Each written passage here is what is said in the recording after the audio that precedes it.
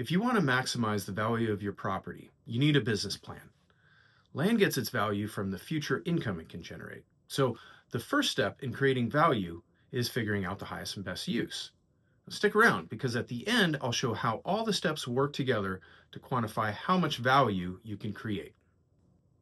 Step 1, determine the highest and best use. Now, this isn't about what's zoned or permitted at a location. It's about what the market actually wants. Is your land better suited for industrial, residential, retail, or mixed use? Now, this step requires real market insight. If you're not active in development, partner with someone who is. And remember, architects design site plans, not business plans, so don't leave this step up to your design team. You need strategy before design. Step 2, zoning and land use. Once you've identified the best use, check if it's allowed. Zoning tells you what you can build today. And land use designations within the city's general plan reflect the city's long-term vision. Unfortunately, they don't always align, so you need to check both. And with housing elements or general plan updates, you may find opportunities even if zoning or land use doesn't align, especially if surrounding properties support your proposed use. Step 3, additional regulatory concerns. Beyond land use, look for other regulatory hurdles. Just some examples, not an exhaustive list, but moratoriums, zoning overlays, allowable density, both the maximum allowable, but the minimum required as well. Floor area ratios, again, maximum allowed, but also the minimum required. Like density, more is not always better. Affordable inclusionary housing requirements.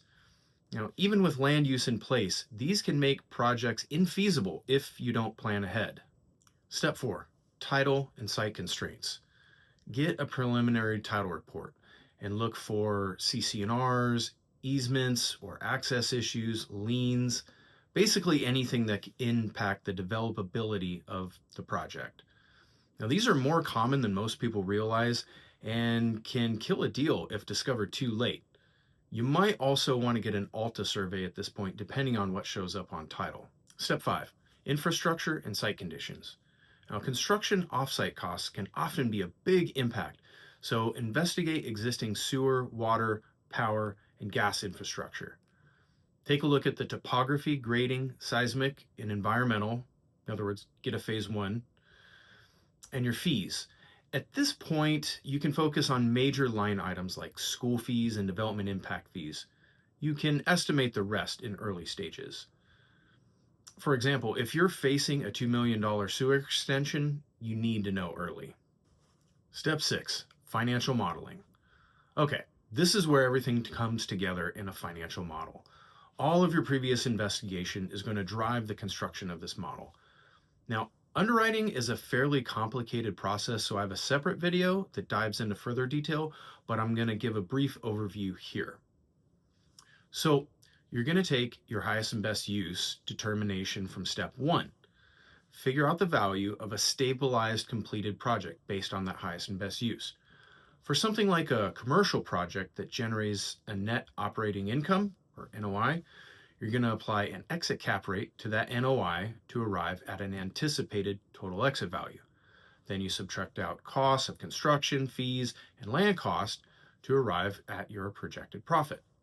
Or if you're trying to figure out a residual land value, you can subtract out a target development spread on the build to cap rate versus the exit cap rate, like 150 to 200 basis point spread, and back into the residual land value.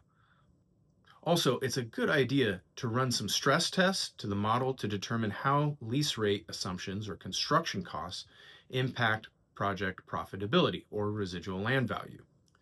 Now, different types of development are going to be underwritten in different ways and put emphasis on different profitability metrics.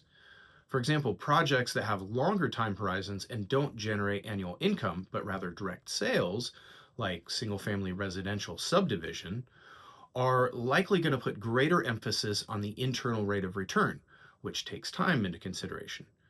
Naturally, that's part of the reason why those projects are phased, in addition to mitigating financial carry cost. Do you need to build to create value? Now you may be thinking, do I need to develop the property to create the value? Well, to capture most Possible value, yes, you need to develop the property to completion or stabilization.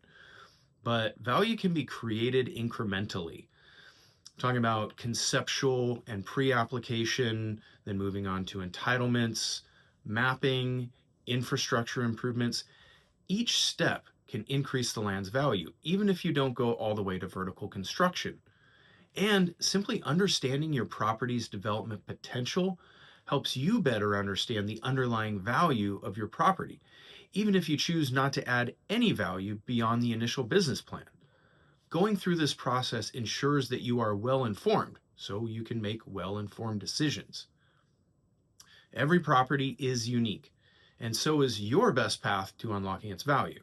So, if you're ready to take a proactive approach to maximizing the value of your property, let's connect.